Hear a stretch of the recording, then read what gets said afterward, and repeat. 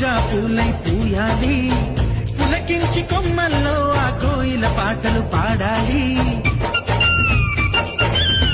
చుట్టాలు పక్కాలొచ్చి కమ్మని విందులు చెయ్యాలి, చూసేసి ఊరు వాడ మనసారా దీవించాలి.